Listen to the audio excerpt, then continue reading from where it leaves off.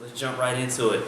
Hello, welcome to the Table Rant. I'm Chris, this is Mia, and today we're going to talk about White Boy Rick. And I guess the question we gotta have answered here is, I don't know.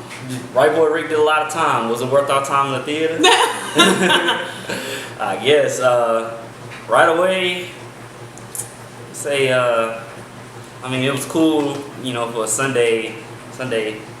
I don't have much to say about this movie. I'm going to just say that off the rip. I don't have much to say.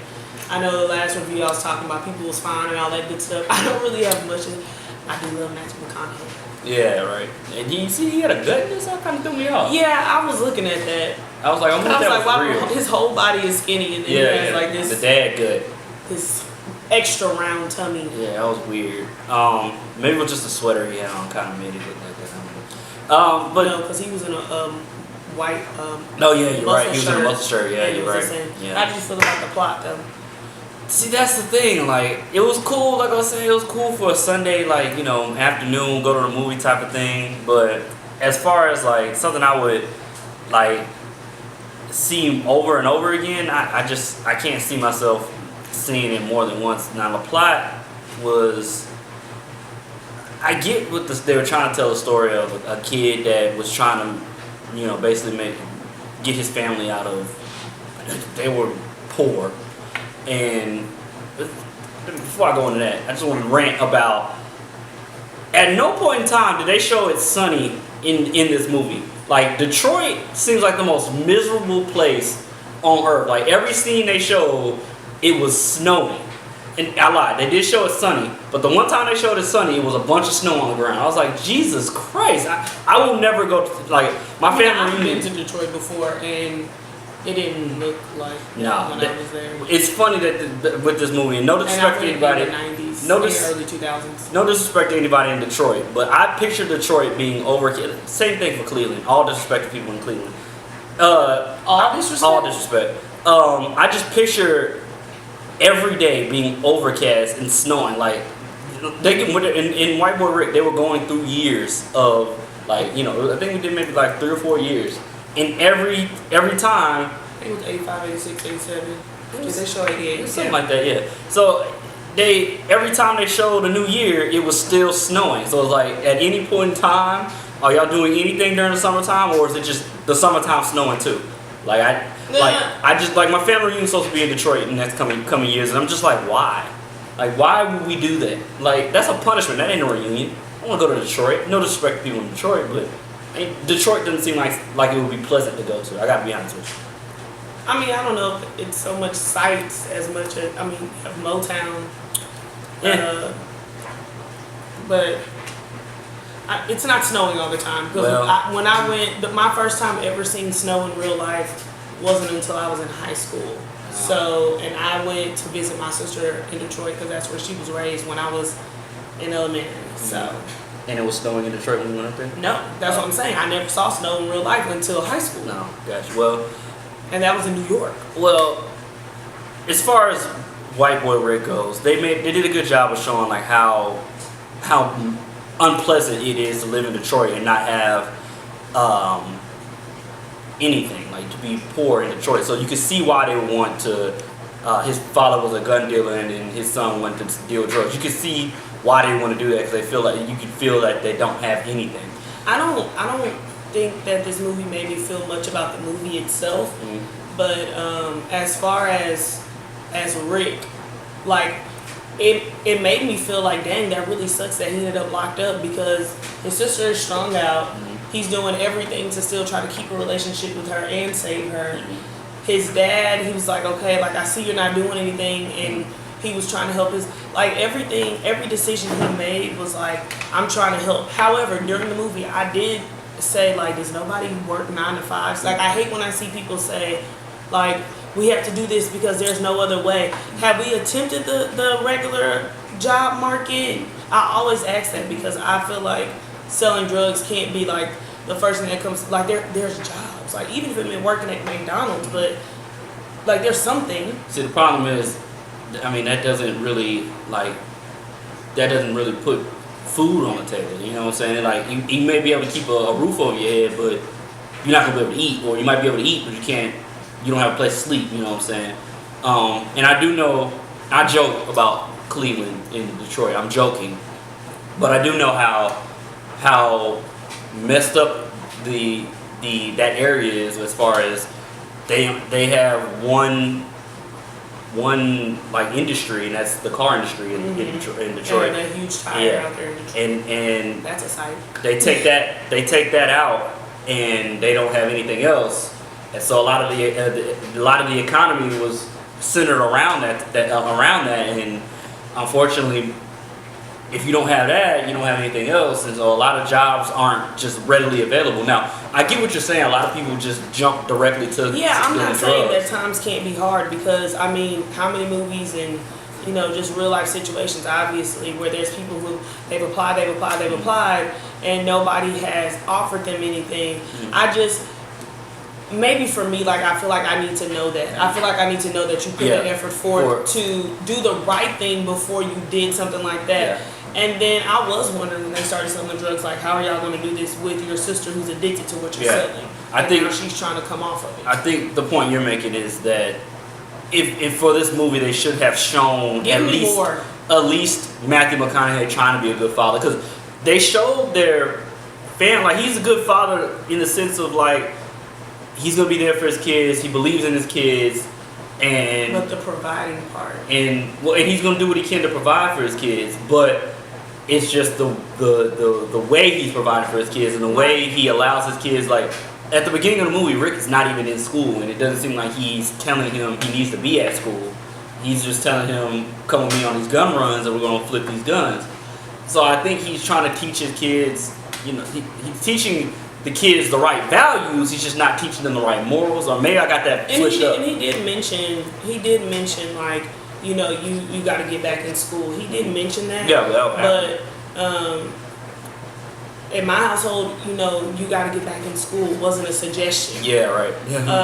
You getting out of school wasn't an option either. Yeah. But if you weren't in school, more than likely my parents wouldn't have had me in the home. No. So I think for me, I'm just thinking, like, maybe they kind of skipped over some stuff. Like, show me that you've attempted to do something else before you did a get rich quick situation, and tried to make fast money, whether it was flipping guns or selling drugs or whatever happened. But it did make me care about Rick, because I felt like, oh, this kid, like, he has nothing, and he wants to keep his family together, and he's like, okay, well, even if this is dangerous, like, if we do this, we'll make my sister come back, like. So that made me care about him. So it sucked to me to see that he went to jail. And then I just read that he ended up being in jail longer because he took a plea for his sister after the fact. So that just made me feel even more like, man, this guy. So, I mean, definitely you could tell that they were dealt a bad hand. Like, their mom left them, their father didn't have much going for them, you know what I'm saying? And they live in one of the most economically deprived areas in America.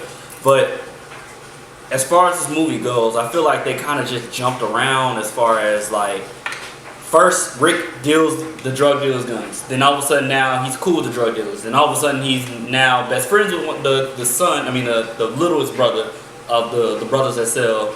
And it kind of just like boom, boom, boom. It's like there was no, like, it didn't show you how did they link to that. It was fairly quick. I guess they were just trying to get to the meat of it all, to where he becomes a kingpin, I guess. Yeah, and that kind of bothered me too, because it felt like they were trying to get to the meat, and then they never really got to the meat. You know what I'm saying? Like, it's like we kind of saw him kind of come up, but then all of a sudden he came up and then he's up. Like, now all of a sudden he's wearing a black leather jacket with a necklace and name belt. Like, it's like. And I really hated the cops, the FBI agent and the cops. Like, I was like, wow, y'all really.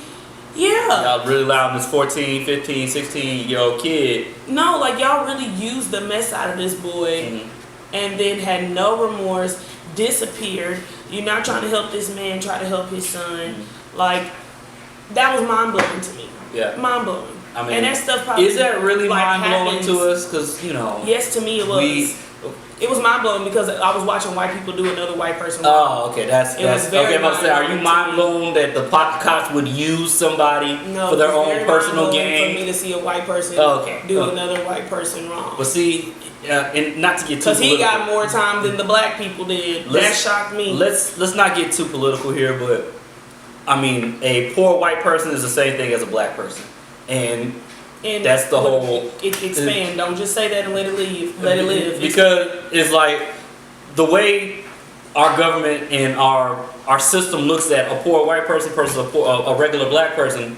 On paper, they're the same. Are you saying socioeconomically? Yes. Okay. They're like, so I'm like, don't say that and let it live, because the comments is gonna be a mess. Expand.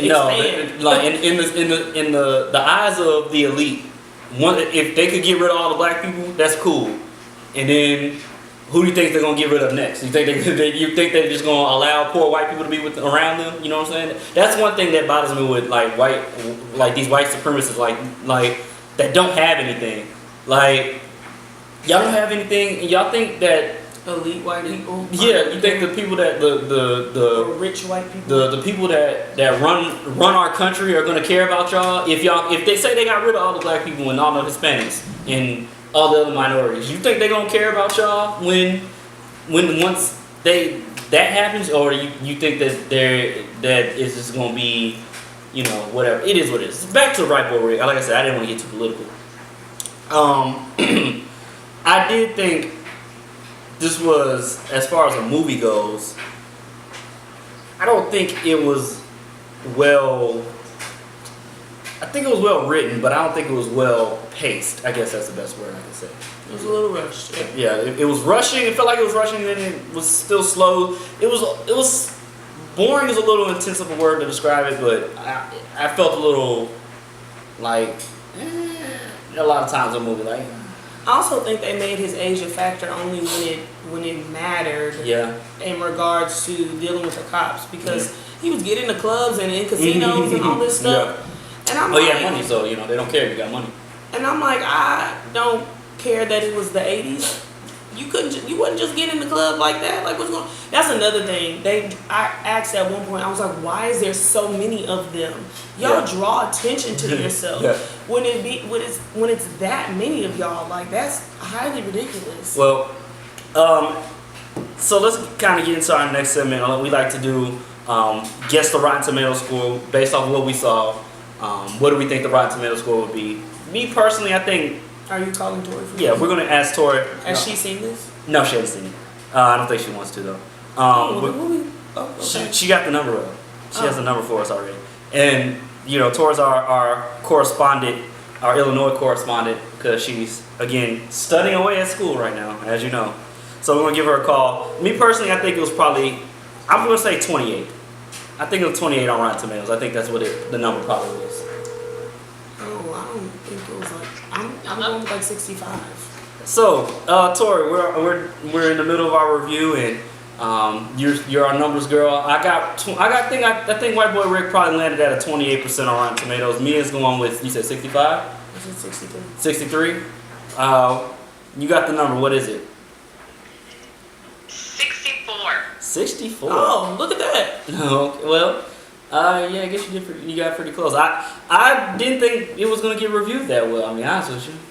I didn't think it was bad. I just didn't think that it was. I mean, is this a biopic? Yeah, technically. Well, I mean, normally biopics are a lot longer, so considering the length, I feel like they just kind of squished it in. It felt long. If you're a reader, the first book, they take their time. If it's like a trilogy, and then it seems like the sequel, they kind of just like hurry up and meet a deadline. That's what it seems like the author did. And that's kind of how this felt. Like they just hurried to meet a deadline. Let's just put all this stuff in and make it shape. It didn't feel like they really spent time on it. But it wasn't bad. I didn't think it was bad, but I just knew that the Rotten Tomatoes score was going to be low. I normally, Rotten Tomatoes kind of, I don't know. But I guess we can kind of go into our next little segment here, and that's, should you go see it in theater, wait for it on Netflix or Redbox or however you watch it, or should you just skip it all together? You want to go first? I don't see why not go see it in the movie. I think you should probably wait for it on Netflix or wherever, Netflix or Amazon or wherever you get it. Wait for it. Wait for it to come on home video. I didn't see what was wrong with seeing it in the movies. It wasn't, like I said, I don't want to describe it as boring, but it was a lot of times where it was like, you're losing me. You're losing me. You know what I'm saying? So that's how I felt. But all in all, I thought it was a decent movie. Like once after you look back at it, it's like, oh, okay, it was decent, but I'll just flat out say I don't think it was. I don't think it was what I thought it was gonna be. I thought it was gonna be a lot more action packed in the sense of like a lot more stuff happening. You know, I seen that. You see the trailer. The trailer kind of made it seem like it was gonna be intense, and I didn't really feel that way. Yeah, that's all I got. Yeah, that's a good way to describe the movie. It wasn't. I think when I text Tori how I felt about it, I think I said White Boy Rick was So, I wish we had more to say about it, but it was kind of one of the. I'll probably won't even think about this movie within the next month. I probably won't even remember it. I mean, if you see it, cool, and if you don't, that's cool too. Yeah, it's definitely not a memorable movie, but so let us know what you thought about White Boy Rick in the comments. Let us know if you thought this review was helpful. We're actually kind of late on it because it came out Friday, but as far as we ain't that late. We got jobs. Yeah, we went right. And today's football Sunday. We gotta watch football. And we just saw Predator yesterday. We just saw Predator. So go ahead and check out the Predator review. Leave a like, leave a comment. We love mean comments. So go ahead and drop that. No, just and I'm gonna do this again, so you know. For Mia and Tori, I'm Chris, and this is a Table Rant. I still don't get what you're saying when you say that. Oh, I didn't even hang up the Tori's face.